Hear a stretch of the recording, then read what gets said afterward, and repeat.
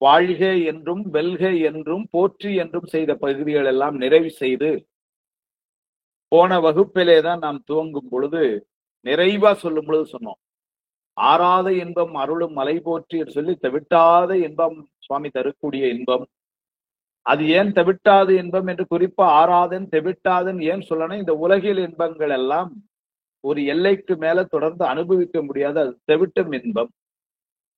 அதனால இது தெவிட்டாத இன்பம் என்பது ஆறாத இன்பம் அருளும் மலை என்று சொல்லி, மலை என்று சொன்னால் அவன் கருணை மலை.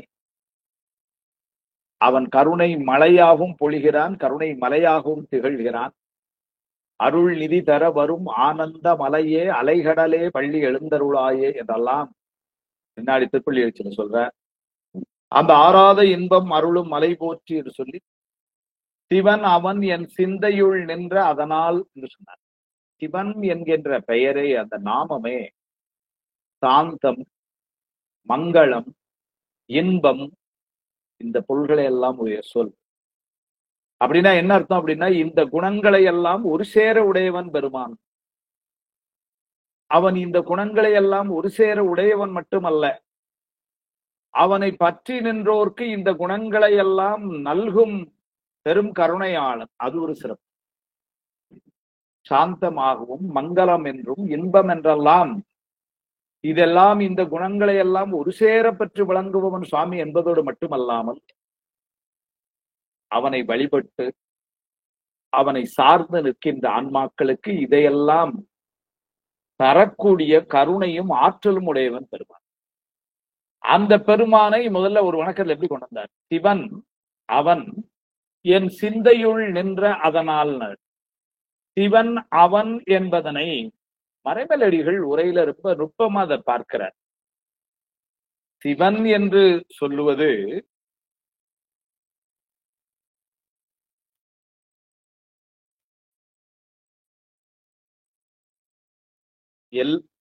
ஒன்றோடு ஒன்று ஒவ்வா சமயத்தினர் பொது அளவிலே அவனை அவன் என்று சொல்ல, சைவமே அவனை சிவன் என்று சொல்லி அங்கு ஒரு சிறப்பை இரண்டையும் காட்டுறார். சிவன் அவன் என்னும் இரு சொல்லில் அவன் என்பது முழுமுதற் கடவுளை சுட்டும் பெயரளவாய் நின்றது. அது எப்படி என்று சொன்னால், ஒன்றோடு ஒன்று ஒவ்வா சமயத்தினர் எல்லோரும் இறைவனை குறிக்கும் இடத்து பொதுப்பட அவன் என்றும், அம்முதல்வன் இயல்பை திறந்தெடுத்து வழங்கும் சைவ சமயத்திற்கே உரிய சிவன் என்னும் பெயரை முன்னும் வைத்தார் என்றார். பொதுப்படையா ஏன்னு சொன்னால், இது ரொம்ப எளிமையா புரிந்தவர்களுக்கு சொன்னா, ஒருவரை நமக்கு நல்ல தெரியும் என்று சொன்னால் அவருடைய பெயர் அளவிலே நம்ம உடனே சொல்லுவோம்.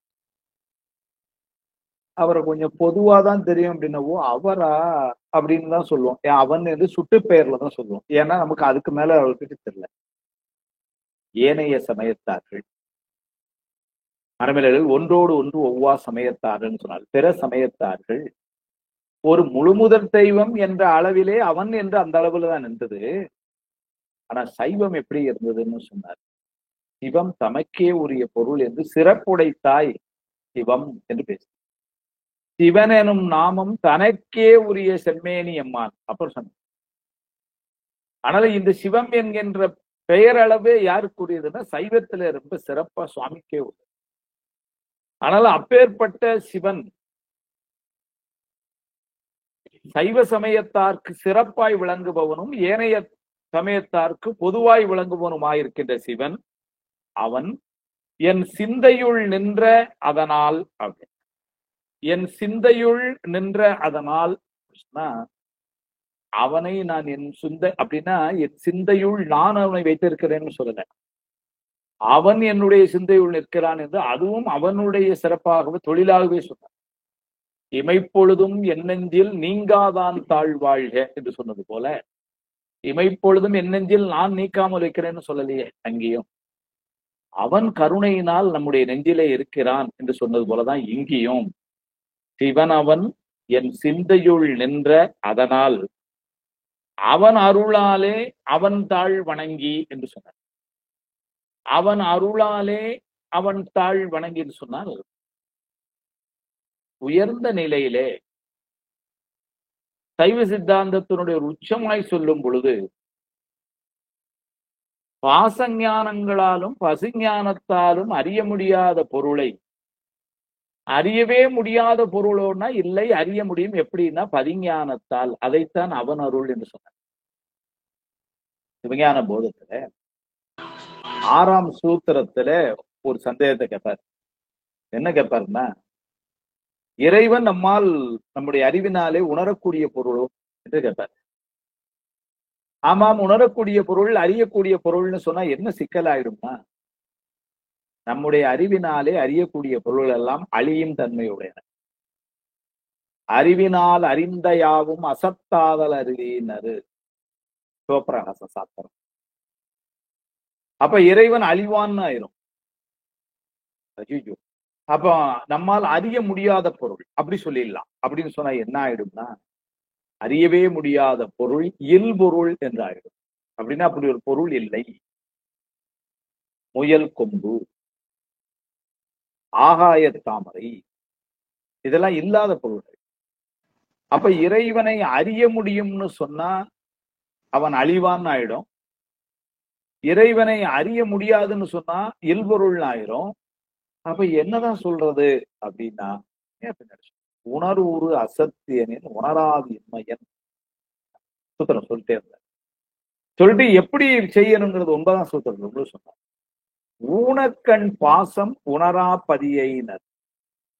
ஊனக்கண் பாசம், ஊனக்கண் என்பது பசுஞானத்தை, பாசம் என்பது பாசஞானத்தை. இந்த பசுஞானத்தாலும் பாசஞானத்தாலும் உணரா அந்த பதிய இறைவனை எப்படி அறியலாம்னாரு? ஞான கண்ணினில் சிந்தை நாடி. அந்த ஞான கண் என்பதுதான் பதிஞானம். அதனால பசுஞானத்தாலும் பதிஞானத்தாலும் அறிய முடியாத பெருமானை அறியவே முடியாத பொருளோன்னா இல்லை. இந்த ஞானத்தாலே அறிகின்ற பொருள் அழியும். அதனால இதை கொண்டு அறிய முடியாத பொருள், அறியவே முடியாத பொருள்லாம் இல்பொருள் ஆயிருமானா இல்லை. அவன் அறியக்கூடிய பொருள் எதை கொண்டறியலாம்னா பதிஞானம் அல்லது சிவஞானம் என்று சொல்கின்ற அவன் தருகின்ற ஞானத்தை கொண்டு அறிய முடியும். அதுதான் இந்த இடத்துல அவன் அருள். ஞானிகள் அப்படித்தான் இருப்பார். அவனை வழிபாடு செய்வதிலிருந்து எல்லாமே அவனுடைய அருள். நம்முடைய முயற்சினால எதுவுமே இல்லை, எல்லாம் திருவருள். அப்படி இருப்பார். குலைவித்தால் குலைகின்றேன், வள்ளலார் பதியேன் என்னை கூட்டுவித்தால் கூடுகின்றேன், குலைவித்தால் குலைகின்றேன். எல்லாமே இதான் பாட்டு. இதெல்லாம் என்னால எதுவும் செய்ய முடியல. கடைசியில சொல்றேன், அந்தோ இச்சிறிய நாள் ஆபதன்னே. எல்லா சுவாமி தான் செய்யறான். அதுதான் ஞானேனது. பாட்டுவித்தால் பாடுகின்றேன், பணிவித்தால் பணிகின்றேன், பதியேன் என்னை கூட்டுவித்தால் கூடுகின்றேன், குலைவித்தால் குலைகின்றேன், குறித்த ஊனை ஊட்டுவித்தால் உண்கின்றேன், உறங்குவித்தால் உறங்குகின்றேன், உறங்காமல் என்றும் ஆட்டுவித்தால் ஆடுகின்றேன், அந்தோ இச்சிறிய நாள் ஆவதென்னை. நம்மால என்ன செய்ய எல்லாம் பெருமான் திருவருளே வள்ளலார் சொல்ற. இதுக்கு மூலம் எங்கன்னா அப்புறம் சொன்ன ஆட்டுவித்தால் ஆறு ஒருவர் ஆடாதார், அடக்கு வித்தால் ஆறு ஒருவர் அங்காதார். காண்பாரியார் கண்ணுதலாய் காட்டாக்காலே. பெருமானே நீ காட்டலைன்னா யாரால பார்க்க? இதுதான் அவன் அருள். எல்லாமே அவன். திருவாவடுதுறையில பணம் கேட்டு பாடுறார். என்ன சொன்னார்? அப்பாவுக்காக வேள்விக்காக கேட்கிறார். அப்பா மூலம் கேட்டு இல்லை, சுவாமிக்கு வந்து வாங்க கிடைக்கல, அதனால பாடுறார். என்ன சொன்னார்? ஈவது ஒன்று எமக்கு இல்லையே பெருமானே, இப்ப நீ எங்களுக்கு கொடுக்குற மாதிரி உன்ட்ட இல்லைன்னா கொடுக்கலன்னா சரி, இந்த பேங்க் இல்லைன்னா நாங்க அடுத்த பேங்க்ல போய் கடன் கேட்போம். அப்படி சொல்லல. அதுவும் உனது இன்னொரு இடரினும் தளரினும் எனதொரு நோய் தொடரினும் உணகடல் தொழுதெழுவேன், கடல் தனில் அமுதோடு கலந்த நஞ்சை மிடலில் அடக்கிய வேதியனை, இதுவோ எமை ஆளுமாறி ஈவதொன்று எமக்கு இல்லையேல் அதுவும் உனது இன்னருள், அதுவோ உனது இன்னருள் ஆவடுதுறை அரணேனர். பெருமானே நீ எங்களுக்கு கொடுத்த அப்படின்னா அவருடைய அருள், கொடுக்கல அதுவும் உன்னுடைய அருள். இதுதான் அந்த உயர்ந்த நிலை. அவனை வழிபாடு செய்வதற்கே அவனுடைய அருள் வேண்டும். அதுதான் சொல்றேன். இப்போ சாதாரணமான ஒரு சொற்றொடர்னு சொல்லுவோம். நீங்க அந்த கோயில் போனீங்களா சார்? அது அவன் கூப்பிட்டாத்தானே சார் போக முடியும். அது அந்த கோயில் இல்லை, எந்த கோயில்னாலும் ஆனா நாம என்ன செய்யணும்னாரு, அந்த கோயிலுக்கு நீ என்ன கூப்பிடுன்னு நம்ம வழிபாடு செய்யணும். அவன் கூப்பிட்டல அதனால நான் போலேன்னு சொல்லி வீட்டுல உட்கார்ந்து இருக்கிறதுக்கு இல்ல. நாம அங்க போறதுக்காக என்ன வழிபாடு செய்யறோம் அதான் முக்கியம். அது செஞ்சு மாணிக்கவாசர் சொல்றாரு பின்னாடி திருச்செந்தூர்ல சொல்றாரு. நான் உன் மீது அன்பு கொள்ளணும்னா அதுக்கும் உன்னுடைய அருள் வேணும்னு வழிபாடே வைக்கிறார் பெருமானே. நான் உன் மீது அன்பு வைக்குமாறு நீ எனக்கு அருள் செய் கேட்கிறார். நாடகத்தால் உன் அடியார் போல் நடித்து நான் நடுவே விடகத்தே புகுந்திடுவான் மிக பெரிதும் விரைகின்றேன். ஆடகச்சீர் மணிக்குன்றே இடையரா அன்பு உனக்கு என் ஊடகத்தே நின்று உருக தந்து அருள் எம்முடையா. பெருமானை நீ தந்த அருளை விட. அப்ப பெருமானை வழிபாடு செய்வதும் எப்படின்னாரு, அவனுடைய அருளால் எல்லாமே. அதுதான் சொல்றாரு, அவன் அருளாலே அவன் தாழ் வணங்கி அவனுடைய திருவடிகளையே, அவனுடைய அருளை பெற்று அவனுடைய திருவடிகளை. இந்த இடத்துல அருள் சக்தி இதெல்லாம் ஒரு சொற்கள். அவன் என்பது சிவத்தை சாத்திரம் சொல்லுது. சூரியனை பார்க்க வேண்டும் என்று சொன்னால் டார்ச் லைட் வச்சு அரிக்கன் லைட் வச்சு எல்லாம் தேடி பார்க்க முடியாது. சூரியனை பார்க்கணும்னா என்ன செய்யணும்னா, சூரிய கதிர்கள் எந்த திசையில வருதோ அந்த கதிர் வழியா பற்றி நின்று சூரியனை பார்க்க வேண்டும். சிவம் என்பது சூரியன், கதிர் என்பது அவனுடைய சக்தி, அதான் அருள். அதனால சூரியனை பார்ப்பதற்கு நாம் அல்லது சூரியனை அடைவதற்கு என்ன செய்யணும்னா அவனுடைய கதிர்கள் வழியாகத்தான் பார்க்க வேண்டும். அதுபோல அவனுடைய அருளின் வழியாகத்தான் அவனை சென்று அடைய முடியும். அவன் அருளாலே அவன் தாழ் வணங்கி சிந்தை மகிழ சிவபுராணம் தன்னை முந்தை வினை முழுதும் ஓய உரைப்பன். சிந்தை மகிழ சிவபுராணம் தன்னை. நிறைய நுட்பங்கள் இதுல பார்க்கலாம், எழுதியிருக்கிறாங்க. முதல்ல நீங்க யாரையோ ஒருத்தர் கேட்டு, சார் எப்படி இருக்கிறீங்க அப்படின்னு கேட்டா, இன்றைக்கு உலகத்துல ஒரு 20% மக்கள் கூட நல்ல மகிழ்ச்சியா இருக்கிறேன் சார் அப்படின்னு சொல்றதே சிரிக்க கூட இல்லை. இருக்கிறேன் சார் அப்படிங்கிறாங்க. என்னமோ சார் காலம் ஓடுது இப்படின்னு தான் பேசுறேன். அப்ப என்ன தெரியுதுன்னா, சிந்தையில ரொம்ப எளிமையான பொருள். சிந்தை மகிழ, மகிழ்ச்சியா இருக்க என்ன செய்யணும்னு சிவபுராணத்தை ஓத. சிவபுராணம் ஓதுகின்றவர்கள் எல்லாம் சிந்தை மகிழ இருப்பார்கள். எளிமையா முதல்ல சொல்றேன் புரிகிறதுக்காக. ஏன்னா வாழ்க்கையில எது வேணும் அப்படின்னா மனசுல ஒரு பெரிய நிறைவும் மகிழ்ச்சியும் வேணும். அதையெல்லாம் தருகின்ற பெரிய பொறுப்பு சுவாமியுடையது. நாம செய்ய வேண்டியது வழிபாடு. அது அவன் கொடுப்பான். இந்த வழிபாடு செய்யணும். அதனால எப்படி இருக்கிறோம் அப்படின்னு கேட்டா, இன்னைக்கு நம்ம மகிழ்ச்சியா இருக்கிறோம் அப்படின்னா சுவாமி கொடுக்குறது. அப்போ வாழ்க்கையினுடைய பெரிய தேவையே என்னன்னு பாத்தீங்கன்னா, பொன்னும் பொருளும் மணியும் அதெல்லாம் இல்லை. எதுன்னு மன நிறைவும் மகிழ்ச்சியும்.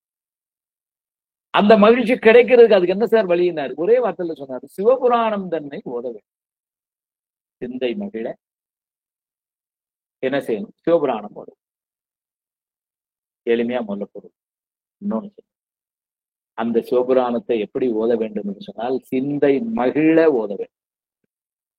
சிந்தை மகிழ்வதற்காக சிவபுராணம் ஓத வேண்டும் இல்லைன்னு சொல்லுறேன். அது ஒரு வாய்ப்பு. சிவபுராணத்தை ஓதணும்னா எப்படி ஓதணும்? எங்க அப்பா படிக்க சொன்னாங்க, எங்க அம்மா படிக்க சொன்னாங்க, அதுக்காக நான் படிக்கிறேன். அது ஏன் கேட்குறீங்க? ரொம்ப அப்படி இல்லாம நான் அதை விரும்பி படிக்கிறேன்னு சொல்லி மகிழ்ந்து படிக்கிறேன். மாவீசாச்சாரியார் சொல்வார், சிவப்பிரகாசம் நூல் எப்படி செய்தேன்னு சொல்லும் போது, அதற்கு முன்னாடி மெய்கண்டார் அருளி செய்த சிவஞான போதத்தை படிச்சேன். இன்னைக்கு ஒரு அருமையான நாள், ஐப்பசி சுவாதி, மெய்கண்டாருடைய குருபூஜை நன்னாள். தமிழகம் மட்டும் ஏன், தமிழகம் மட்டும் இல்லை, வெளிநாடுகள் எல்லாம் வந்து கொண்டாடி கொண்டிருக்கிறார். இன்னைக்கு ஆஸ்திரேலியால மெல்பர்ன்ல பெரிய அளவுல கொண்டாடி கொண்டிருக்கிறார்.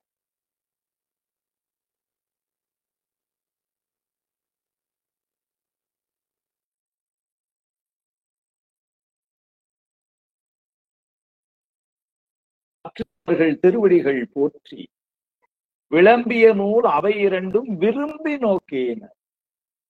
மெய்கண்டார் அருளி செய்த சிவஞான போதத்தையும் அவருடைய மாணவராகிய அருணந்தி சிவாச்சாரியர் அருளி செய்த வழிநூலாகிய சிவஞான சித்தியாரையும் அந்த நூலாசிரியர்கள் இருவருடைய திருவடிகளையும் வணங்கி எப்படி படிச்சேனாரு? விரும்பி நோக்கி கருத்தில் உரை திருவருளும் இறைவன் நூலும் கலந்து பொது உண்மை என கருதி அருத்தி மிக உரைப்பன் வளர்விருத்தம் நூறும்.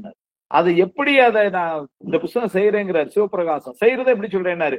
அருத்தி மிக உரைப்பன், ரொம்ப மகிழ்ச்சியை இதை கொடுக்குறேன். என்னமோ எழுத சொல்லி உயிர் எடுக்கிறாங்க சார், அதுக்காக எழுதி கொடுத்தேன் சொல்ல. அருத்தி மிக உரைப்பன் வளர்விருத்தம் நூறும் ஆசில் சிவபிரகாசம் ஆகும் என்றேன்னு தான் சிவபிரகாசம் நூல் செய்யறதுக்கு முன்னாடி தான் படிச்ச நூல்களை விரும்பி படிச்சேங்கிறார். சிவபிரகாசத்தை தான் சொன்னேங்கிறதையும் எப்படி சொல்றாருன்னா ரொம்ப விரும்பி செய்யறேங்கிறார். அப்ப சிவபுராணத்தை எப்படி படிக்கணும் அப்படின்னு சொன்னா சிந்தை மகிழ செய்யும். அடியார்கள் என்று சொன்னாலே மகிழ்ச்சியாத்தான் இருக்கும். ஒரு கால் எம்பெருமான் என்றென்றே நம்பெருமான் சீரொரு கால் வாயோவாள் சித்தம் கலிகூர அப்படிதானே சொல்றாரு. என்ன அதுல மகிழ்ச்சினாரு? அருமையா முடிக்கும் பொழுது சொல்றாரு, பேரறையர் கிங்கனே பித்தொருவர் ஆமாறும் ஆறு ஒருவர் இவ்வண்ணம் ஆட்கொள்ளும் வித்தகர்தாள் வாரூருவ பூன்முலையீர் வாயார நாம் பாடி ஏறுருவ பூம்புணல் வாய்ந்த ஆடையலோர் எம்பாவாய். ஆறு ஒருவர் இவ்வண்ணம் ஆட்கொள்ளும் வித்தகர்தாள். எவ்வளவு பெருமை! எங்க சுவாமி மாதிரி ஆட்கொள்றதுக்கு யார் இருக்கிறா அப்படிங்கிற ஒரு பெரிய மகிழ்ச்சி. அதுதான் சித்தம் கலிகூ. சித்தம் அழகியார் பாடாரோ நம் சிவனை இத்தனையும் வேண்டும் எமக்கேலோ ஒரு பாவம். அவரும் சொல்றார் சித்தம் எப்படி இருக்கணும்? அழகின என்ன அர்த்தம்? சிவத்தை பாடுற சித்தம் மகிழ்ச்சியா இருக்கும், அதான் அழகு. ஞானசம்பந்த விட திருவாரூர்ல ஒரே ஒரு இல்ல சொல்லிவிட்ட, சித்தம் தெளிவீர்கள் அத்தனை ஆரூரதை பக்தி மலர்தூவ முக்தியா. அதில் செய்ய வேண்டியதுல அந்த சித்தம். அதுதாங்க சொன்னார், சிந்தை மகிழ. சிந்தை மகிழ சிவபுராணம் ஓத வேண்டும். அருணை வடிவேல் மலையார் உரையில் எழுதுறாரு, அவன் அருளாலே அவன்தாள் வணங்கி சிந்தை மகிழ. சிந்தை எப்படி இருக்குன்னாரு? அவன் அருளாலே அவன் தாள் வணங்க சிந்தை மகிழ. அப்படின்னா பெருமானுடைய திருவடிகளை வணங்க சிந்தை மகிழ்ச்சி கிடைக்கும். ஞானசம்பந்தன் இறைவன் கடல் ஏத்தும் இன்பம் இன்பமே. முதல்ல கட்டாங்கரியம் பெரியதே வைக்கிறேன். எது இன்பம்னா இறைவன் கடல் ஏத்துதல், அவனை வழிபாடுதல், அது ஒரு இன்பம். அந்த வழிபாடு இதை அங்கே சொன்னார். அவன் அருளாலே அவன்தாள் வணங்கி சிந்தை மகிழ. சிவபுராணம் தன்னை, சிவபுராணம்னா இந்த பகுதியை சில ஆசிரியர்கள் என்ன சொல்றாங்க, சிவபுராணம் என்று சொல்வது இந்த திருவாசகம் முழுமைக்கும் அப்படின்னு சொல்றார். அருணையார் அப்படி இல்லைன்னு எழுதுறார். பின்னாடி கீர்த்தி திருஅகவல், திருவண்ட பகுதி, போற்றி திருஅகவல், இப்படி ஒன்னொன்னுக்கு தலைப்பு கொடுத்தானே செய்யறாரு. அதெல்லாம் இதுக்குத்தானே சிவபுராணம் கொடுத்தார். அதனால இந்த நூல் முழுமைக்கும் சிவபுராணம் இல்லைங்க, அது திருவாசகம். வேறு என்ன சொல்றாருன்னா, சிவனை பற்றிய நூல்கள், ஏனைய நூல்கள் கூட இருக்கலாம், தேவாரம் திருவாசகம் எல்லாம் சேர்ந்ததானே, பன்னீர் திருமுறைகள். ஆனால சிந்தை மகிழ சிவபுராணம் தன்னை முந்தை வினை முழுதும் ஓய உரைப்பன் யான். அப்ப இந்த சிவபுராணத்தை வழிபாடு செய்யறது, மகிழ்ச்சியுடன் ஓதுறது எதுக்குன்னாரு? முந்தை வினை முழுதும் ஓய. தண்டமாணி தேசிகர் முந்தை வினை முழுதும் ஓயன்னு எழுதினார். முந்தை வினை முழுதும் ஓயன்னா ஏற்கனவே இருக்கக்கூடிய சஞ்சீத கர்மம் இவையெல்லாம் முழுமையாக நீங்க. ஏன்னு சொன்னால் சித்தாந்தம் படிக்கிற நமக்கு எல்லாம் தெரியும், வினை இருக்கிற வரைக்கும் பிறவி உண்டு. அதனால இப்ப பிறவியில் இருந்து நீங்க வேண்டும் என்பதுதான் நம்முடைய வழிபாடு. முக்தி இன்பம் என்பது இந்த பிறவியில் இருந்து வெளியே வாரதுதான், அவனுடைய திருவடியில சென்று அடைகிறது தான். அதனால இந்த உலகத்துக்கு நம்ம திரும்ப வராம இருக்கணும், பிறவிக்கு வராம இருக்கணும் அப்படிங்கறதுதான் வழிபாடு. அப்ப இந்த பிறவி என்கின்ற நோய்க்கு எது காரணம் என்று சொன்னால் நாம் முன்னர் செய்த வினைகள். அப்ப அந்த வினைகள் எல்லாம் நீங்க வேண்டும். இதுக்கு முன்னாடி செஞ்ச வினைகள் எவ்வளவு என்னெல்லாம் தெரியல, எவ்வளவு நம்ம அக்கௌண்ட்ல இருக்குன்னே தெரியாது. ஆனால் அதெல்லாம் எப்படி நீங்கிறதுன்னு ஒரே வழி சொன்ன, முந்தை வினை முழுதும் ஓய சிந்தை மகிழ சிவபுராணத்தை படிக்க வேண்டும். சிவபுராணத்தை மகிழ்ந்து படிப்பவர்களுக்கெல்லாம் வினை நீக்கம் உறுதி. சுவாமி பார்த்துக்கிறாங்க. அதனால முந்தை வினை முழுதும் ஓயன அப்படி சொன்னார். ஓயன் அருணையா இந்த இடத்துல முந்தை வினை முழுதும் மோயனர். மோயன்னா மாய்ந்து மீண்டும் வராத வண்ணம், அப்படி ஒரு பொருள் எடுத்தார். ஒரு ஓயன்னு முழுதும் நீங்கன்னு மட்டும் இல்லை, மோயன்னா அழிந்து போகும்படி. மோசனம் என்ற வடமொழி சொல்லது வந்தது மோய. ஆனால் மீண்டும் இது வராதபடி முழுமையாக நீங்க அப்படி. அது கூட அடுத்த சொன்னாரு, முந்தை வினை முழுதும் அப்படின்னா எஞ்சி இருக்கிற இந்த பிறவியில் இருக்கக்கூடிய பிராரத்த கன்மம் கூட. இந்த பிராரத்த கன்மம் என்பது இந்த பிறவியில அனுபவத்திற்கு நாம் எடுத்துட்டு வந்த வினைகள். அந்த வினைகள் கூட சில நேரங்கள்ல என்ன பண்ணுவா, இறை வழிபாட்டிற்கே ஒரு தடையை ஏற்படும். அது வினையினுடைய தாக்கம். கோயிலுக்கு போகணும்னு நினைச்சோம், கடுமையான மழை, ஏதோ ஒரு தாக்கம். அதாவது பிரார்த்த வினை இப்படி எல்லாம் தாக்கும். அதனால வினை முழுதும் அப்படின்னா அது அந்த சஞ்சித கண்மமாய் இருக்கின்ற பழைய வினை மட்டுமல்ல, இப்ப இருக்கக்கூடிய இந்த வினையும் முழுமையா இந்த பிறவிக்கு அனுபவத்துக்கு எடுத்து வந்த வினை கூட அதனுடைய தாக்கம் குறைந்து இந்த நிலைக்கு வந்த பின்னர் ஆகாமியம் என்கிற வினை இல்லை. அதனால இந்த வினைகள் முழுதும் மோய உரைப்பன் எத சோபுராணம். என்புள் ஒரு தீ இருவினை ஈடழித்து துன்பம் களைந்து தொந்துவங்கள் தூய்மை செய்து முன்புள்ளவற்றை முழுதழிய உள் புகுந்த அன்பின் குலாத்தில்லை ஆண்டானைக்கும் சற்றே. பின்னாடி குலாப்பத்துல பாடுற, என்புள் உருக்கி இருவினையை ஈடழித்து துன்பம் களைந்து தொந்துவங்கள் தூய்மை செய்து முன்புள்ளவற்றை முழுதழிய. முன்புள்ள செஞ்சிடுங்க எல்லாத்தையும் முழுதழிய அப்படின்னா என்ன ஆச்சுன்னா, வினை மொத்தமா நீங்க பிறவி இல்லை, பெரிய சிறப்பு. அப்ப சிவபுராணம் பாடினா என்ன தெரியுது அப்படின்னா, ஒரு பெரிய உண்மை, மீண்டும் பிறப்பு இல்லை. சாத்திரம் சொல்லிச்சு, பாய்வரியோன் தந்த பரம ஆனந்த பயனை தூய திரு வாய் மலரால் சொற்செய்து மாய கருவாதை யாம் அறியாதவாறு செய்தான் கண்டாய் திருவாத ஊர் ஆளும் தேட்டார். திருக்களிற்றுப்படியார்னு சாத்திரம், சிவஞான போதத்திற்கும் முற்பட்ட சாத்திரம். திருக்கடவுர் உய்ய வந்த தேவநாயனார் அதுல சொல்றார், நால்வரையும் வழிபாட்டு சொல்லிட்டே வர்றார். அதுல இவரை சொல்லும் பொழுது சொல்றார், பாய்பரியோன் தந்த பரம ஆனந்த பயனை. சரினா குதிரையில வந்த சுவாமி, அவன் தந்த அந்த பயனை எல்லாம், இன்பத்தை எல்லாம் தூய திருவாய் மலரால் சொற்செய்து திருவாசம் திருக்கோவையார் என்று 2 நூலாக அருமையா கொடுத்த. அதனால என்ன பலன்னாரு, மாய கருவாதை யாம் அறியாதவாறு கண்டானார். மாயையினால் வரக்கூடிய இந்த கரு, ஒவ்வொரு கருவிலையும் வரமே பிறவி, அந்த வாதை துன்பம் யாம் அறியாதவாறுன்ட்டாரு, எனக்கு இல்லாமல் பண்ணிருச்சுன்ட்டு. மாய கருவாதை யாம் அறியாதவாறு செய்வான்னு சொல்லல, மாய கருவாதை யாம் அறியாதவாறு செய்தான் கண்டாய் உறுதிப்படுத்தி சொன்னார். இறந்த காலம் வாய்வரியோன் தந்த பரமானந்த பயனை தூய திரு வாய் மலரால் சொற்செய்து மாய கருவாதை யாம் அறியாதவாறு செய்தான் கண்டாய் திருவாத ஊர் ஆளுந்தே என்று சொல்லி திருவாசகம் திருக்கோவிலை படிச்சா என்ன கிடைக்கும்னாரு, இன்னொரு தடவை ஒரு கருவுல நம்ம வர வேண்டாம். கண்டத்தை கொண்டு இந்த கருமம் முடிப்பவர் பிண்டத்தில் வாரார் என்று உந்தி வர பிறப்பில்லை என்று உந்தியார் திருவுந்தியார் சாத்திரம். அது எப்படி சொல்லிச்சுன்னா, குருநாதருடைய உபதேசத்தை வாங்கியாச்சுன்னா அதுக்கப்புறம் வர வேண்டாம், அப்படி ஒரு வாய்ப்பை காட்டினார். இங்க என்ன சொன்னார், குருநாதர் எத்தனை உபதேசம் பண்ண போறார் சாத்திர உபதேசத்துல. அதனால திருவாசகம் திருக்கோவையார், அதுக்கு இங்க என்ன சொன்னார், சிவபுராணத்தை படிச்சா அடுத்தால பிறவி இல்லை. ஏன்னா பிறவிக்கு காரணமான வினைகள் முற்றிலுமாக நீங்கும். அதைத்தான் சொல்றாரு, சிந்தை மகள். அது எப்படி படிக்கணும்னு சொன்னார். அது படிக்கிறது எப்படின்னா விரும்பி படிக்கணும், அதுக்கும் அவனுடைய அருள் வேணும். அவன்கிட்ட வழிபாடு செய்ய வேண்டியதான். அந்த விருப்பம் எனக்கு வருமாறு நீ அருள் செய்ய வேண்டும். தவம் செய்தேன் அருள் செய்தான், அருள் செய்தான் அப்படிதான் சொன்னேன். நானேயோ தவம் செய்தேன் சிவாய நம என பெற்றேன் தேனாய் அமுதமுமாய் தித்திக்கும் சிவருமான் தானே எனது உளம் புகுந்து அடியேற்கு அருள் செய்தான். 3 அதனால நம்ம தவம்னா இடத்துல வழிபாடு, நம்ம வழிபாடு செய்ய அவன் அருள் செய்வான்.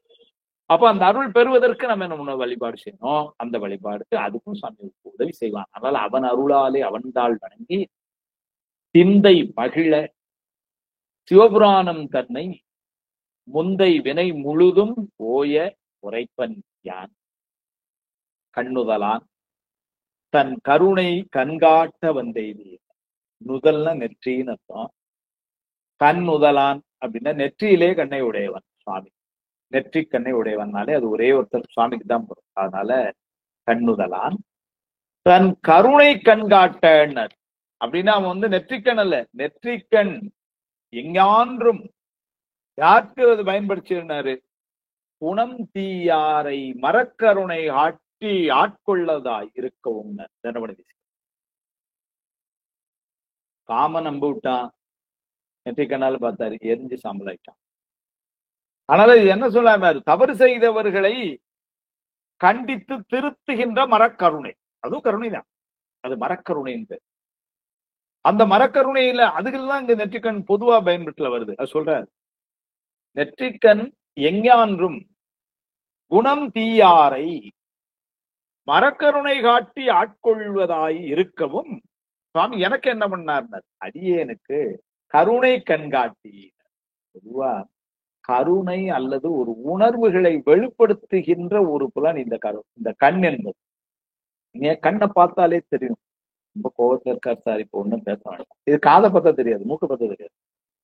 கண்ணினுடைய சிறப்பு வந்து அப்படி. அதனால வந்து என்ன ஆகும்னா அவருடைய உள்ள இப்ப எப்படி இருக்குங்கிறது பார்த்தாலே தெரியும். அந்த கண்ணிலேயே ஒரு மகிழ்ச்சி தெரியுது. சரி, இப்ப போய் ஒரு பேப்பர்ல கையெழுத்து வாங்கிடலாம், இப்ப போய் கேட்டா இது நடக்கும். இதெல்லாம் வந்து எப்படி தெரியுது? அவருடைய பார்த்தாலே தெரியும். அது மாதிரி அந்த கண்ணு எப்படி இருந்ததுன்னாரு? கருணை கண்காட்ட வந்து எய்தினாரு. வந்து எங்க? திருப்பெருந்துறையில வந்து எதை காட்டிருக்கிறார்? தன்னுடைய கருணை கண்ணை காட்டு. கண்ணுடைய சிறப்பு அருமையா எழுதுறது.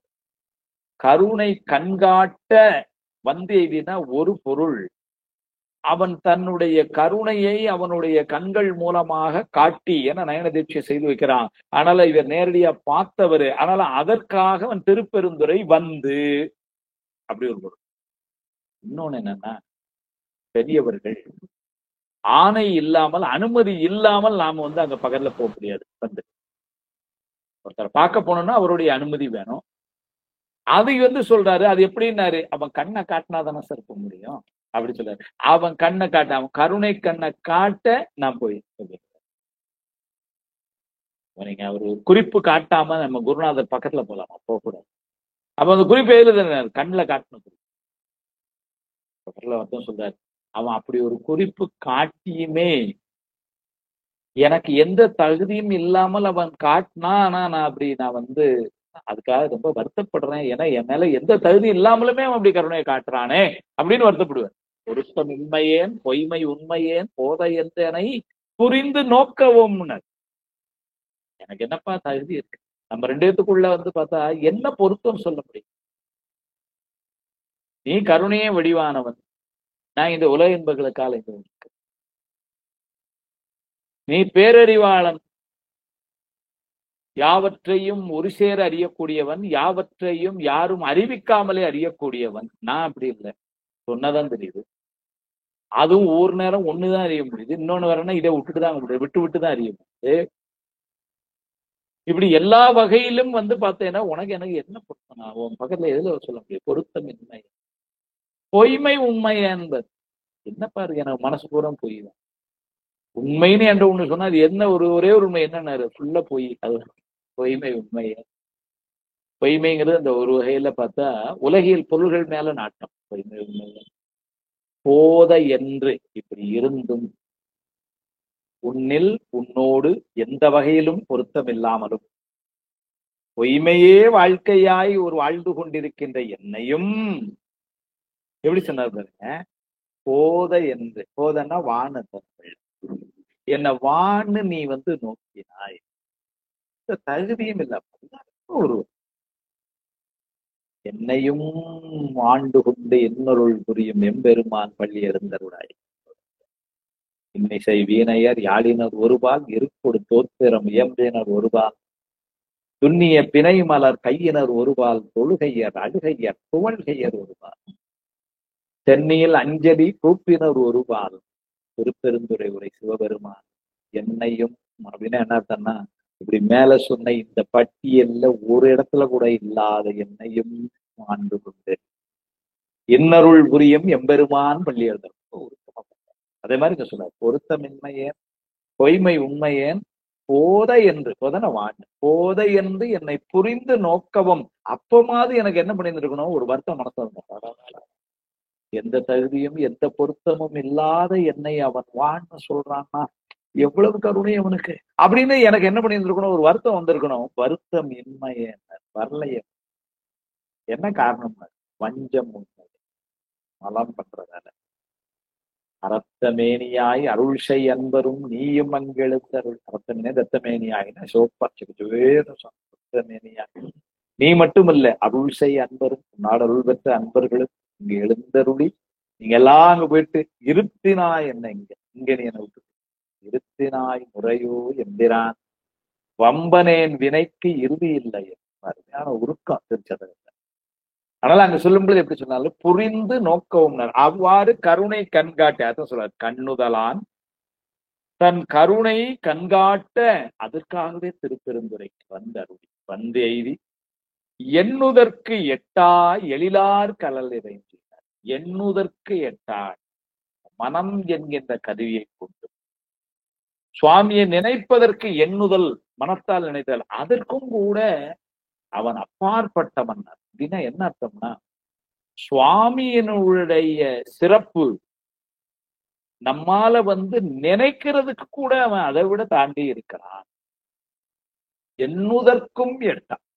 இவர்தான் சொல்றார் பின்னாடி, சிந்தனைக்கும் அறியாய் எங்கள் முன் ஏதங்கள் அறுத்தி எம்மை ஆண்டருள் புரியும் எம்பெருமான் சொல்லி எழுந்தருளாய் சொல்லியிருந்தார். சிந்தனைக்கும் அறியாயினர் அப்படின்னா சுவாமிய நினைப்பு கூட வரல, அதுக்கும் தாண்டி நிற்கிறான். ஏற்பட்ட அது அவனுடைய சிறப்பு இலக்கணம். அதுபல சுவையன அரிதன அதுபல சுவையன அமுதன அரிதற்கு அரிதன எளிதன அமரரும் அரிதன. சுவாமியனுடைய சிறப்பு இலக்கணம் சொல்ற. சுவாமி எப்படி இருப்பான் சார்?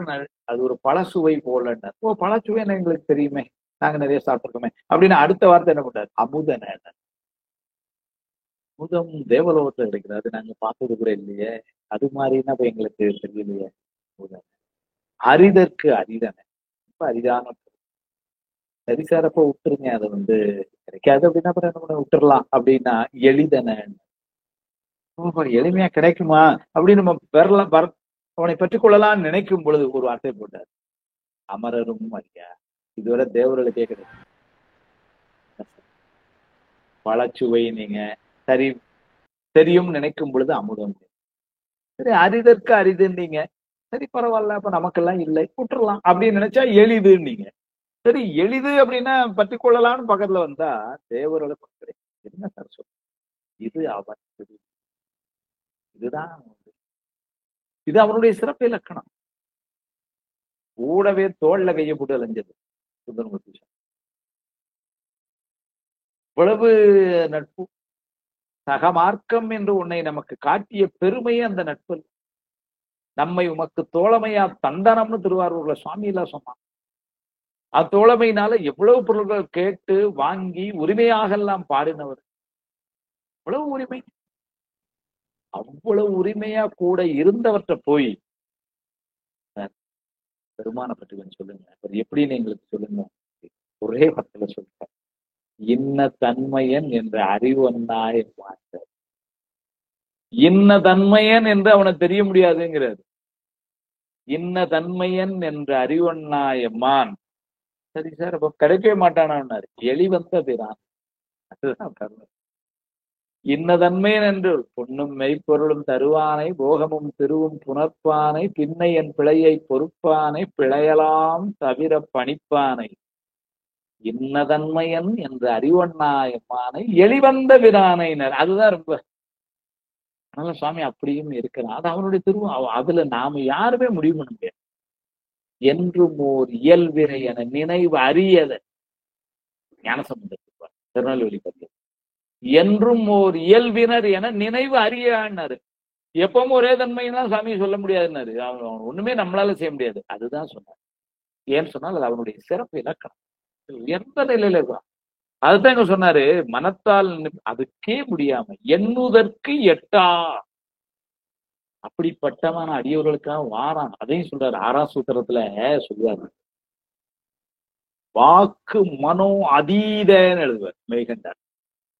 அவர் எழுதுன சூத்திரத்துக்கு அவர் உரை எழுதுறாரு.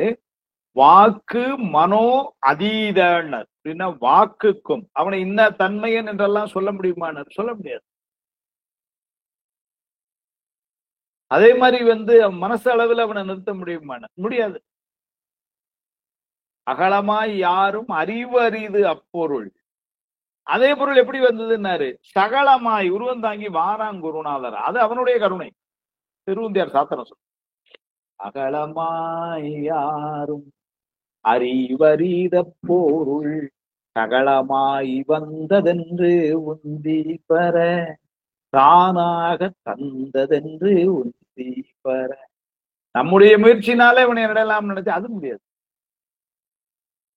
ஆனா அவன் வரான் கருணையினால. அப்போ நம்முடைய முயற்சியினால பெறக்கூடிய பொருள் அவன் இருக்கான்னா சிந்தனைக்கு முடியாது. அதுதான் வாக்கு மனோ அதீத அப்படின்னாரு.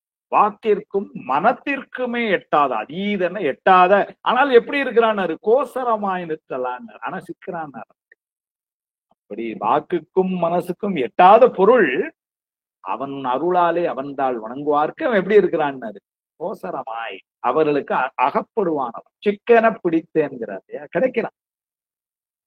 அதான் அப்ப அது அவனுடைய சிறப்புல வாக்கு மனோ அதீத கோசரமாய் நிற்றலான்னு மெய்கண்டர் எழுதுவார் 6ஆம் சூத்திரத்துல. அப்படி நிற்கிற பொருள் ஆனா என்ன பண்றான்? கருணையினால் கிளை இறங்கி வரக்கூடிய. ஆனா நம்முடைய முயற்சியினால அவனை பெறலாம்னு நினைச்சா அது முடியாது. அது அவன் கருணையினால வாரான். நம்ம அப்ப என்ன செய்யணும்னாரு? இறைஞ்சி வழிபாடு. பெருமானே எங்களுக்கு அருள வேண்டும் என்னத வழிபாட்டுல நிற்கிறவங்களுக்கு வாரான். தாமே தரும் அவரை தம் வலியினால் கருதலாமே இவனாரதற்கு. திருவள்ளுவர் பெண் சாத்திரம் எப்படி எல்லாம் பேசுங்க. தாமே தரும் அவரையினர். அவனே தரப்போறான் சிவஞானத்தை. இதை தம் வலியினால் கருதலாமே. என்னுடைய முயற்சியினால நான் பெற்றுவேன்னு நினைச்சேன். நீ யாரா அதுக்கு போட? தாமே தரும் அவரை தம் வலியினால் கருதலாமே இவனார் அதற்கு. நீ யாரா அதுக்கு போட அப்படின்னு அவன் தருவான். அதனால சுவாமியை அவன் மனத்திற்கும் எட்டாத நம்முடைய முயற்சி நம்முடைய அதான் சொன்னார். சொல்லும் பொழுதுங்க என்ன சொன்னார்? எண்ணுதல் எண்ணுதற்கு எட்டா எழிலார் கடல் இறைஞ்சி. அழகு மிகுந்த எழில்னா அழகு. எழிலார் கடல். கடல் என்பது அல்ல அணிந்திருக்கிற ஆபரணம். அது ஆகு பெயராய் திருவடியை உணர்த்திச்சு. அவனுடைய கடல் நம்ம வணங்குறோம்னா என்ன அர்த்தம் அப்படின்னா அவனுடைய திருவடியை வணங்குகிறோம். கடல் என்பது ஒரு ஆபரணம் காலில் அணிந்திருக்கிறது. அதனால என்ன சொன்னாரு? எண்ணுதற்கு எட்டா எழிலார் திருவடி அது அவனுடைய. அதனால கடல்னு போட்டார். நிறைய இடங்கள்ல கடல் என்று சொல்லி திருவடியை சொல்றோம். முன்னாடியும் படிச்சோம். பிறப்பருக்கும் பின்யகந்தன் பெய்கடல்கள் வெல்க புறத்தார்க்கு சேயோந்தன் பூங்கடல்கள் வெல்க. கடல்னு சொல்றது அவனுடைய திருவடியில இருக்கிற ஆபரணத்தை. ஆனா அது ஆகுபெயராய் இலக்கணம் நமக்கு தெரியும்.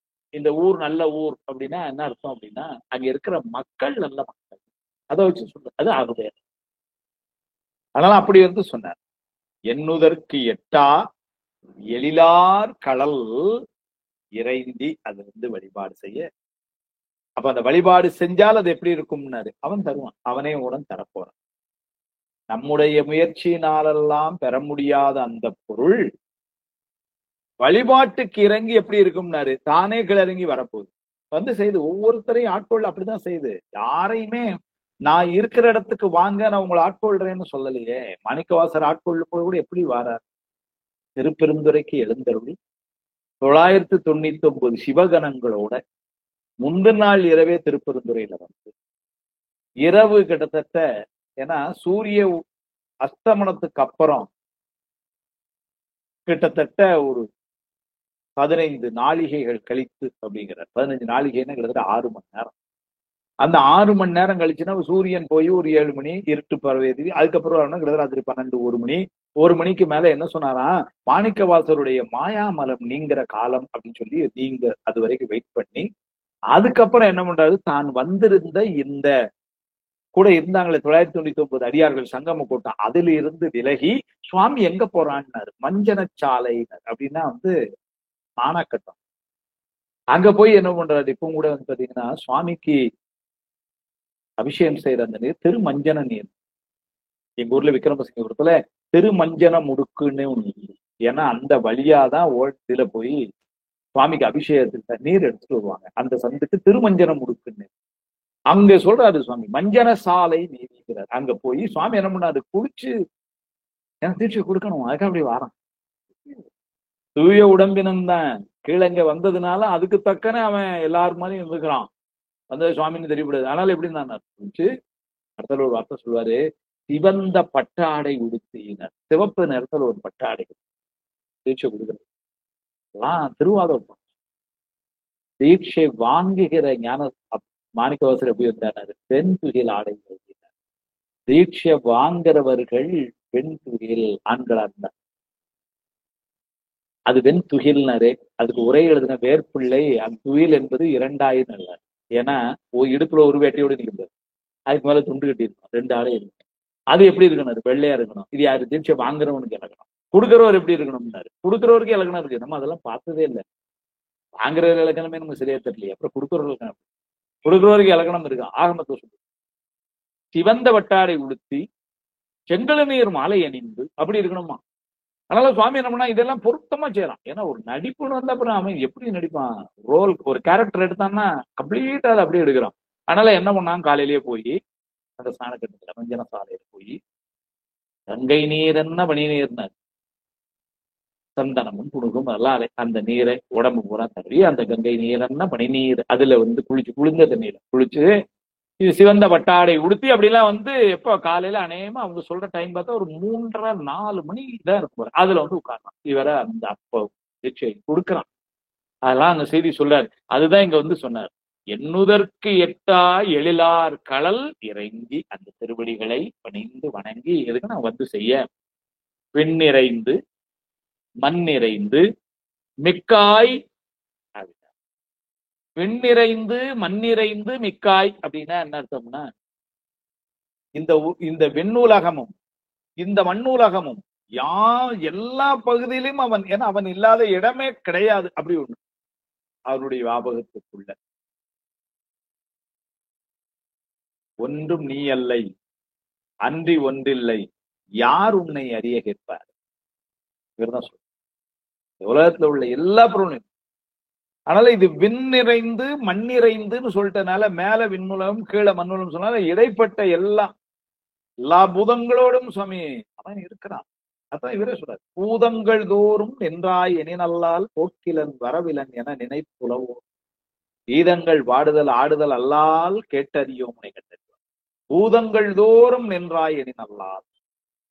அதனால இந்த விண் நிறைந்து மண் நிறைந்து அப்படி எல்லா பக்கமும் இருந்து மிக்காய் அப்படின்னு போட்டார். மிக்காய் அப்படின்னா என்ன அர்த்தம் அப்படின்னா ரொம்ப உயர்ந்தன்னு அர்த்தம். அதுக்கு என்ன பொருள் எழுதுறாரு, இந்த மாதிரி தத்துவ தோற்றமும் ஒடுக்கமும். ஏன்னா சுவாமி வந்து பாத்தீங்கன்னா விண் வந்து எல்லாவற்றையும் தன்னகத்தை அடக்கி நிற்பது. விண் என்பது வெளி, எல்லாத்தையும் தன்னடக்கி நிற்பது. அதனால அதனுள் இடமின்றி செறிந்த பொருளும் மண்ணில் எங்கும் நிறைந்த பொருளும் அவன் மிக்க பொருளும் எண்ணில் அளவை கடந்து விரிந்த பரந்த பொருளும் சிவம்னார். அப்படின்னா விண் நிறைந்துங்கிறதுக்கு ஒரு பொருள் என்ன சொல்ற, விண் என்பது எல்லா பொருள்களுக்கும் இடம் கொடுத்து நிற்கின்ற வெளி.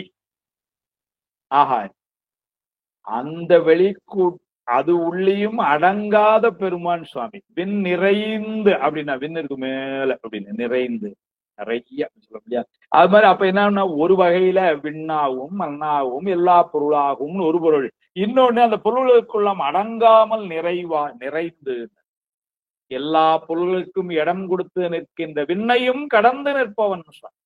அதனாலதான் விண் நிறைந்து மண் நிறைந்து மிக்காய் அப்படிங்கிறது என்ன சொன்னானா, இப்படி எல்லாமாய் இருந்தும் அவன் எப்படி இருப்பான், விகாரிய நிர்விகாரி அப்படின்னா என்ன அர்த்தம், விகாரம்னா வேறுபாட்டுக்குரியவன். சுவாமி மிக்காய் அப்படின்னா என்ன அர்த்தம், நிர்விகாரி அப்படின்னா இந்த விண்ணிறைந்து மண்ணிறைந்து. இப்ப நம்ம நீங்க பாத்தீங்கன்னா சார் நேற்றுக்கு திருநெல்வேலியில இருந்தேன், இன்னைக்கு காலையில மதுரைக்கு வந்தேன், இப்ப சாயங்காலம் கோயம்புத்தூருக்கு வந்து இப்ப நான் பேசுறேன் அப்படின்னு நம்ம சொன்னா நம்ம என்ன ஒண்ணு ரொம்ப களைப்பா இருப்பா கேக்குறீங்க அப்படிங்கிறோம். ஒரு திருநெல்வேலியில இருந்து மதுரை வந்து கோயம்புத்தூருக்கு வர்றதுக்கே இப்படி இருக்கு நமக்கு. சுவாமி எங்கெல்லாம் இருக்கிறான்னு, விண்ணுலகத்துல இருக்கிறான், மண்ணுலகத்துல இருக்கிறான், அதை கடந்த உலகங்கள்லயும் இருக்கிறான். இப்படி இருந்து அவன் ஐந்தொழில் செய்யறான். எல்லா பக்கம் இருக்கிற உயிர்களுக்கும் அவன் வந்து அருள் செய்து கொண்டிருக்கின்றான். நான் இன்னைக்கு இந்தியாவில வேண்டிய உயிரெல்லாம் பார்த்தேன், இந்த அமெரிக்காவை நான் போக மறந்துட்டேன் அப்படின்னு சொன்னோம்னா என்ன ஆகும்? இல்ல, அப்ப எல்லா விதமா எல்லா இடங்கள்லயும் இருக்கின்ற இது ஏதோ மானுட ஜென்மம் எடுத்த உயிர்கள் மட்டும் இல்ல, விலங்குகளை யார் காப்பாத்துவா? பறவைகளை யார் காப்பாத்துவா? ஊர்வனை யார் காப்பாத்துவா? நீர்வாழ்வனை யார் காப்பாத்துவா? தாவரங்கள் எல்லாம் யாரு காப்பாத்துவா? எல்லாத்தையும் வந்து அவன் இவ்வளவு வேலை செய்யறான் அப்படின்னா அவனுக்கு களைப்பே வராதா சார்? அதுதான் மிக்காய். நாம காலையில இருந்துச்சு வீட்டுல பெண்கள் காலையில இருந்துச்சு சாயங்காலம் வரைக்கும் ஒரு வேலை செய்யறோம். என்ன ஆகுதாங்க வீட்டுல? கலை. ராத்திரி நேரத்துல தீபாவளி கடுமையான வேலை, ராத்திரி 8 மணிக்கு அடுப்பு வீண்டமோ அப்படின்னு சொல்றோம். ஏன்னாரு இந்த நாள் ராத்திரி எல்லாம் ஒரே வேலை. சாமி எப்படி? மிக்காய். விண்ணிறைந்தும் மண்ணிறைந்தும் எப்படி இருக்கிறான்னாரு? மிக்காயினா நிர்விகாரியாய். அவன் எதுக்கும் ஏன்னாரு? அவன் யாது செய்தாலும் சாத்திரம் சொல்லுச்சு. எப்படி செய்வான்னாரு? சங்கற்ப மாத்திரையால் செய். நாம ஒன்றுல அழுந்தி நின்று அதை அனுபூதி செய்யறோம். சுவாமி எப்படி இருப்பான்? நினைத்த மாத்திரத்தை செய்யக்கூடிய வல்லமை உடையவன். ஐங்கர பாரம் சுமத்தல் சாத்தனுக்கு விளையாட்டு என்பது போல சுவாமி பாக்கியத்தில் எழுதுவார். அது மாதிரி சுவாமி எப்படி விளையாட்டாச்சே, காத்தும் படைத்தும் கறந்தும் விளையாடி காத்தல் செய்யறான், படைத்தல் செய்யறான், காத்தல் செய்யறான், அழித்தல் செய்யறான். எப்ப எவ்வளவு தொழில் சார்? ஒரு ஆளு 5 தொழில், அது எத்தனை உயிர்களுக்கு செய்யணும்? இப்படி எல்லாம் எப்படி சார் செய்வான்னாரு? விளையாட்டா செய்யறான். விளையாட்டுனா எளிமை பற்றி வந்தது பொருள். காத்தும் படைத்தும் கறந்தும். அது மாதிரி இங்கேயும் சொல்லும் பொழுது எண்ணுதற்கு விண்ணிறைந்து மண்ணிறைந்து மிக்காய் அப்படி இருக்கக்கூடிய பெருமான் அவனுடைய உயர்வு விளங்கு ஒளியாயினர். தானே பெரிய ஒளி. இந்த இடத்துல விளங்கும் ஒளி என்னன்னாரு? அறிவுமயமாய் இருக்கின்ற அவன் அடியே உங்கள் உய்யும் பொருட்டு வந்த ஒளியாய். விளங்குனா நம்முடைய அறிவு விளங்குவதற்கு. நம்முடைய அறிவு எப்படி ஆயிடுச்சுன்னா, இது அறிவு பொருள் தான், அறிவிக்க அறியும் இல்லைன்னு சொல்லல. ஆனா என்ன ஆயிடுச்சு? அனாதி காலம் தொட்டு இதோடு ஆணவம் என்ற ஒரு மலம் இருக்கிறதுனால அந்த மலம் என்ன செய்யும்னா முழுமையா மறைக்கும். நித்த மூல மலமாய் அறிவு முழுதினையும் மறைக்கும் சிவப்பிரகாசம் ஏகமாய் தம் கால எல்லைகளில் மேலும் எண்ணறிய சக்தியதாய் இருள் ஒளிர இருண்ட செம்பினிற் களிம்பெய்து நித்த மூல மலமாய் அறிவு முழுதினையும் மறைக்கும். ஆணவமலம், ஆணவமலத்தை மறைக்கும். அதனாலதான் அதுக்கு இருள் மலம்னே பேர். இருளை விடக்கூடியது திருவள்ளுவர் பெண் சாத்திரம். இருள் என்ன பண்ணும்? எல்லா பொருளையும் மறைக்கும். இப்போ மணி ராத்திரி 7:30 நம்ம பேசிட்டு இருக்கிறோம், திடீர்னு கரண்ட் போயிடுதுன்னு வச்சுக்கோங்களேன், என்னாவும் எல்லாம் முன்னாடி இருக்கிற எனக்கு லேப்டாப் தெரியாது, புத்தகம் தெரியாது, உங்களுக்கு நான் இருக்கிறது உண்மை தெரியாது, எல்லாம் மறைச்சிடும். ஆனா எல்லாத்தையும் மறைக்கும். ஆனா ஒண்ணு தெரியும், என்னன்னா இருட்டா இருக்குன்னு தெரியும். அதனால நம்ம என்ன பண்ணலாம்? கொஞ்சம் கவனமா இருப்போம். குழந்தைகளை கொஞ்சம் கையில பிடிங்க, இருட்டா இருக்கு, அந்த பக்கம் வெளியே போகாதீங்க அப்படின்னு சொல்லுவாங்க. இருட்டு இருக்கிறது, இருள் எல்லாத்தையும் மறைத்தாலும் என்ன பண்ணும்? தன்னை காட்டும் அந்த இருள். ஆனா சொல்ற இது எல்லாத்தையும் மறைக்கிறது மட்டுமல்ல, தன்னையும் காட்டாது. அதனால கவனமா இருக்கு. என்னமா சொல்றாரு சாத்திரம்? ஒரு பொருளும் காட்டாது இருள் உருவம் காட்டும், இருபொருளும் காட்டாது இது இதுன்னாரு அவரு. தானவமலத்தையும் பேர சொல்லாம் மறைச்சு வச்சார் ஆசிரியர். அப்படி உமாபிஷ் வச்சார். ஒரு பொருளும் காட்டாது இருள் உருவம் காட்டும், இருபொருளும் காட்டாது இது. அதனால புற இருளாவது என்ன பண்ணும்னா பிற பொருளை மறைத்தாலும் தன்னை காட்டும். அதனால இருட்டா இருக்குன்னா நம்ம கவனமா இருப்போம். இது இருபொருளையும் காட்டாது. அப்பேற்பட்ட ஒரு அகையிருள் நமக்கு ஏற்கனவே இருக்கு, ஆணவ மலம் என்ற பெயர்ல. அதனாலதான் சிவஞான போதத்துல சிறப்பு பார்த்து சொல்லுவாங்க, மலர்தலை உலகின் மாயிருள் துமியான. அந்த இடத்துல மாயிருள்னா இந்த புற இருளை, மலர்தலை உலகின் இந்த உலகத்துல இந்த இருளெல்லாம் நீங்குவதற்கு சூரியன் வழிபது போல சிவஞான போத நூல் வந்ததுங்கிறாரு.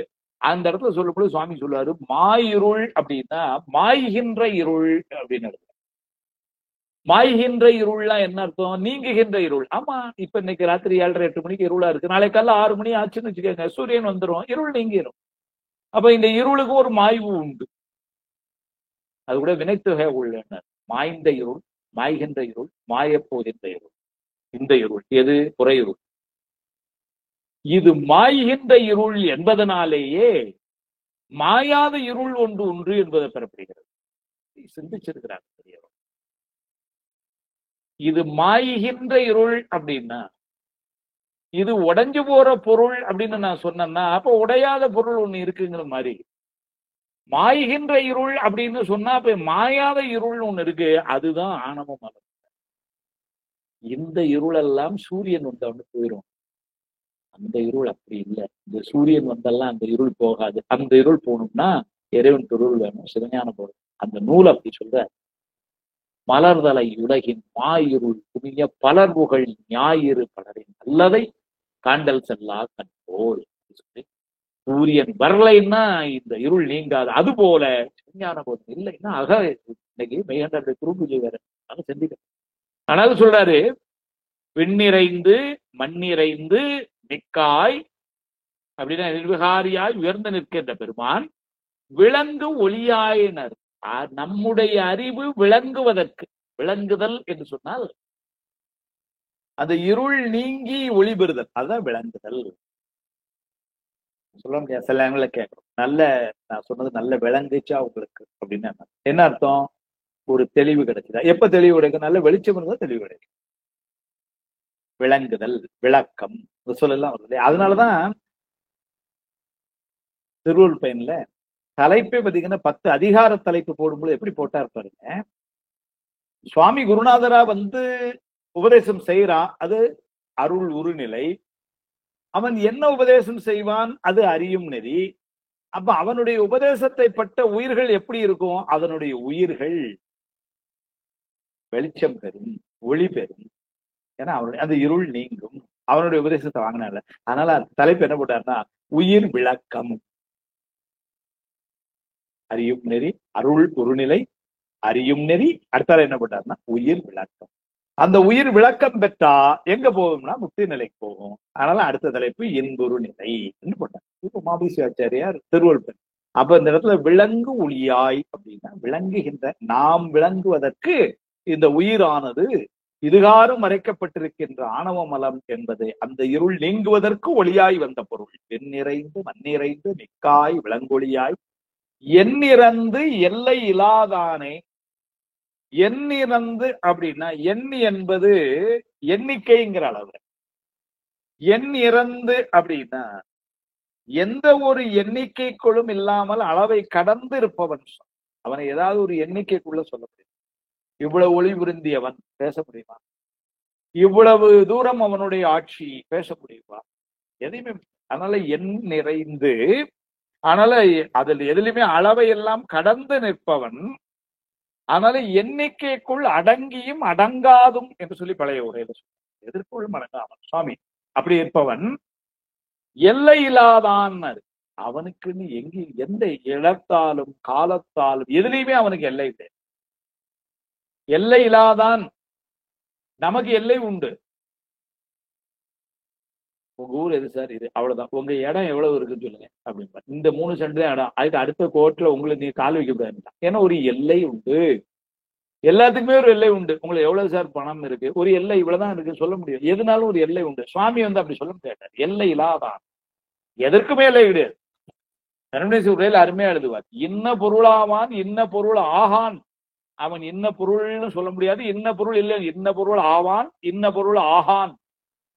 இவ்விடத்தான் இவ்விடத்தில் இரான். அவன் இங்க இருப்பான், இங்க இருக்க மாட்டான் என்று ஒரு வரைவில்லாதவன். அதனால வந்து அவன் எதுவுமே. அதான் வித்தியாசம். 2ஆம் சூத்திரம். உலகலாம் ஆகி வேறாய், உலகலாம் ஆகின்றாரு. அடுத்தால வேறாய் உடனுமாய் ஒளியாய் ஓங்கி அழகிலா உயிர்கள் கண்மத்து ஆணையன் அமர்ந்து செல்ல. சுவாமி தலைவனாய் மாறான். அதனால உலகலாமாகி அதே நேரத்துல வேறாய் அப்புறம் உடனுமாய் அப்படிலாம் சொன்னேன். அதனால அவனுக்குன்னு எல்லை கிடையாது. அகண்டிதமாய் அப்படின்னு சிவபிரகாசம். கண்டிதம்னா ஒரு குள்ள கட்டுக்குள்ள இருப்பான்னு அர்த்தம். அகண்டிதமாயினார், அவனை எதுக்குள்ளயும் ஒரு நிலைக்குள்ள இந்த இடத்துலதான் இருப்பான், இந்த குணத்துலதான் இருப்பான், இந்த பொருளாத்தான் இருப்பான், இந்த குணத்துலதான் இருப்பான், எதையுமே நம்ம சொல்ல முடியாது. அது ஒரே வார்த்தை. அதனால எல்லை, எதற்குமே எல்லை கிடையாது அவனுக்கு. அதான் சொன்னார், எண்ணிறந்து எல்லை இல்லாதானே நின் பெரும் சீர் உன்னுடைய புகழை. ஏதேனும் ஒரு கட்டத்துக்குள் உட்பட்டு இருப்பவன் ஒரு இதுக்குள்ள இருப்பான்னா அவனுடைய புகழை சொல்லலாம். எதையும் எந்த ஒன்றுக்குள்ளேயும் அடங்காமல் இருக்கின்ற அவனுடைய உயர்வை, அதுதான் என் பெரும் சீர் புகழ். அதை பொல்லா வினையேன் தன்னை சொல்பொழுக்கள் இறங்குறார். பொல்லா வினையேன் புகழுமாறு ஒன்று அறியேன். பெருமானே, அருமையான இடம். எண்ணிறந்து எல்லையிலாதான் நின் பெரும் சீர் உன்னுடைய புகழை. நான் யாருன்னாரு? பொல்லா வினையன். பொல்லா வினையினர், வினையன்னு போட்டுட்டா கூட போறோம். ஆனா பொல்லா வினையன் போட்டார். அப்படின்னா என்ன அர்த்தம்னா, உரை எழுதுறார். அது என்ன பொல்லா வினையன்னா, திருப்பெருந்துறையிலே குருநாதராக எழுந்தருளி அவனுடைய திருமேனியை காட்டி உபதேசித்தும் அந்த இன்பத்தை முழுவதுமாக கை கொள்ள தவறிய அடியேன் பொல்லா வினையேன். திருப்பெருந்துறையில குருநாதரா வந்தான், பெற வேண்டியதெல்லாம் அதுதான். சுவாமியே குருநாதரா வந்தான். அருவரத்தொருவன் அவனியில் வந்து குருவரனாய் நின்னா. அவனுடைய திருமணி பார்த்தாச்சு, தெளிவு குருவின் திருமேனி காண்டல் பார்த்தாச்சு. அவன் உபதேசம் செஞ்சான், தெளிவு குருவின் திருவார்த்தை கேட்டல், அதுவும் பண்ணியாச்சு. அந்த இன்பத்தை தொடர்ந்து கையில வச்சுக்க கூடிய ஆற்றல் என்கிட்ட இல்லையப்பா. இதுதானே பொல்லா வினையே. புகழுமாறு ஒன்று அறியேன். புகழுமாறு ஒன்று அறியேன் அப்படின்னா, பெருமானை உன்னை புகழ்வதற்கு நான் அறியேன் அப்படின்னா என்ன அர்த்தம்னா, ரொம்ப இறங்கி நான் உன்னை புகழுமாறும் நீ எனக்கு அருள வேண்டும். ஒளிவளர் விளக்கே உலப்பிலா உண்டே உணர்வு சூழ் கடந்ததோர் உணர்வே தெளிவளர் பளிங்கன் திரள்முனி குன்றே சித்தத்தொழில் தெத்திக்கும் தேனே அழிவளர் உள்ளத்து ஆனந்த கனியே அம்பலமாடு அரங்காக வெளிவளர் தெய்வ கூட்டு உடந்தாயை தொண்டனேன் விளம்புமா விளம்பே. நான் உன்னை விளம்புறதுக்கு என்னன்னாரு, உன்னுடைய காணும் கருணை, உன்னுடைய காணும் உபகாரத்தால.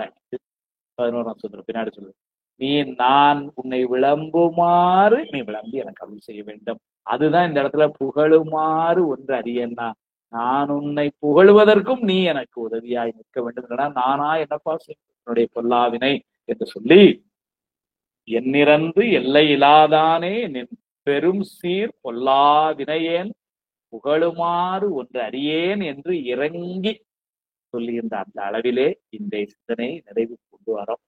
அதனால ஈசன் அடி போற்றி எந்த அடி போற்றின்னு போன வாரம் சொல்லி அவனுடைய 8 போற்றிகளையும் சொன்ன நாம இன்னைக்கு அவன் சிவன் என்கின்ற அளவிலே அவன் என்று ஏனைய சமயத்தாராலாம் சுட்டு பெயராலே சொல்லப்பட்ட பெருமான் சைவம் தான் சிறப்பாக சிவம் என்று சொல்கின்ற அந்த அளவிலே அவன் என் சிந்தையுள் நின்று அவன் அருளாலே அவன் தாழ் வணங்கி, இல்லைன்னா அந்த வணக்கம் செய்வதற்கும் அவனுடைய திருவடி வேண்டும், அந்த அருள் வேண்டும் சொல்லி சிந்தை மகிழ சிவபுராணத்தை முந்தை வினை முழுதும் நாம் நீங்குவதற்கு அவனுடைய திருவடியை சிவபுராணத்தை வணங்குவதுதான், வழிபடுவதுதான், சிவபுராணத்தை பாடுவதுதான் சிறப்பு என்று சொல்லியெல்லாம் என் கண்ணுதலான் தன் கருணை கண்காட்ட அந்தெய்தி கருணை கண்காட்ட என்று சொல்லி எண்ணுதற்கு எட்டாய் எழிலார் கடலிறைந்து விண்ணிறைந்து மண்ணிறைந்து மிக்காய் விலங்கு ஒளியாய்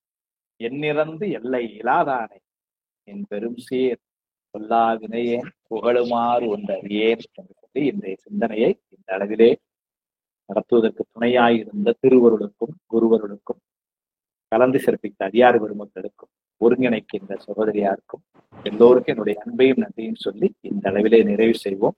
அடுத்த வாரம் இதே வேளையிலே நாம் அடுத்த பகுதிகளோடு சந்திப்போம். அதுவரை உங்களிடமிருந்து விடைபெறுகின்றேன்.